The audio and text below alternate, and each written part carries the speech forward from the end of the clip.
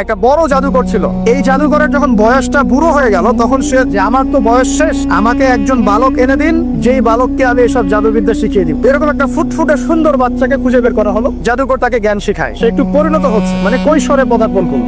এখন সে যখন জাদু শিখতে আসে, আসার পথে রাস্তায় দেখে একজন পাদ্রী আছে। পাদ্রী মানে দরবেশ, হয়তো আগেকার আসমানি কিতাবে সে বিশ্বাস করছে। সেই পাদ্রী তাকে আসমানি কিতাবের যে বাণী এগুলো শোনায়, তার কাছে খুব ভালো লাগে। সে বলে যে আমি এটা শিখতে চাই। তখন এই পাদ্রী তাকে বলে, তুমি তো জাদু শিখতে যাও এই বাচ্চার দরবেশের কাছে, বাচ্চা জাদুকরের কাছে, যদি ওরা জানতে পারে তাহলে তো সমস্যা। তাহলে উপায় কি? যখন তুমি ওখানে যাবে, যখন দেরি হয়ে যাবে, তখন বলবে বাসার থেকে বের হতে দেরি হয়েছে, আর আমার এখানে বসে যখন বাসায় যাবে, ওই যে জাদুকরের কাছ থেকে আসতে দেরি হয়েছে। মানে কৌশল অবলম্বন করতে তিনি শিক্ষা দিলেন। এবার এই বাচ্চা খুব সুন্দর করে ব্যালেন্স করলো। এই করতে করতে ওই যে জাদুকরের ইন্তেকাল হয়ে গেল, মারা গেল জাদুকর। এবার এই বাচ্চার কাছে মাশাআল্লাহ অনেক ইলম কালাম আছে। এদিকে সে পাদ্রীর জ্ঞানে দীক্ষিত হতে হতে তার মধ্যে আল্লাহ পাকের প্রতি একটা পরিপূর্ণ ঈমান চলে আসে। সে মুসলিম হয়ে গেল আলহামদুলিল্লাহ। একদিন সে যখন বাচ্চার কাছে যাচ্ছে, রাস্তায় একটা বিশাল জন্তু দেখা গেল, বিশাল জন্তু। ওই প্রাণী যখন দাঁড়িয়ে আছে রাস্তায়, এখন এই বালক বলছে, আজকে আমি প্রমাণ করে নিব যে আল্লাহর আনুগত্যশীল ওই পাদ্রী সঠিক নাকি ওই জাদুকর সঠিক। এবার সে একটা ইট হাতে নিল, পাথর হাতে নিয়ে এসে বলছে,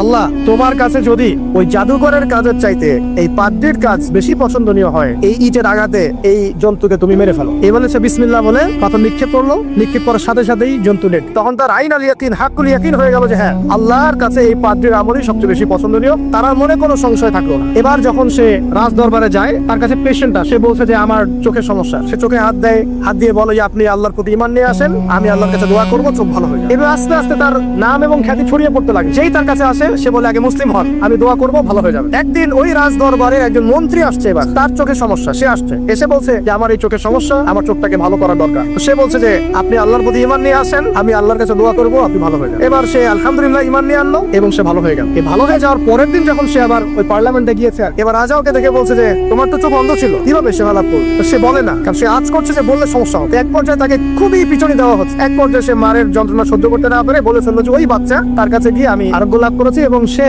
আমাকে বলেছে যে তার রবের প্রতি ঈমান নিয়ে আসতে, তাহলে আমি শেফা লাভ করব। এই বাচ্চা এখন বলছে ফেরাউনের মতো, যায় না রব্বুকুমুল আ'লা, আমি তো তোমাদের, আমি ছাড়া তোমাদের কে রব আছে? মা আলিমতু লাকুম মিন ইলাহিন গায়র, আমি তো জানি না যে আমি ছাড়া তোমাদের কোনো ইলাহ আছে। এই এমপি সাহেবকে হত্যা করা হলো বিকজ সে ঈমান নিয়ে আসে। এবার সেই বালককে ডেকে আনা হচ্ছে, বলা হচ্ছে বলো তুমি নাকি তোমার রবের নাম দিয়ে মানুষের ট্রিটমেন্ট করা শুরু করেছো? তখন সেই বালক বলছে হ্যাঁ। এখন রাজা বলছে আমি ছাড়া তোমাদের কোনো ইলাহ আছে আমি তো জানি না। এই সৈন্যবাহিনী শোনো, এই বালককে ধরে নিয়ে গিয়ে উঁচু পাহাড়ে নিয়ে যাও, ওখান থেকে ফেলে দাও। উপরে নেওয়া হয়েছে একটা পাহাড়ের উপর। এবার ওই বালক উপরে উঠে একটা দোয়া করছে। এই দোয়াটা সবাই শিখে নেন। ওই বালক উপরে উঠে দোয়া করছে, আল্লাহুম্মা কফিনিহিম বিমা শি'তা। পাহাড় থরথর করে কাঁপা শুরু করলো এবং ওই সৈন্যবাহিনী পাহাড় থেকে পড়ে গেল। বালকের কিচ্ছু হলো না।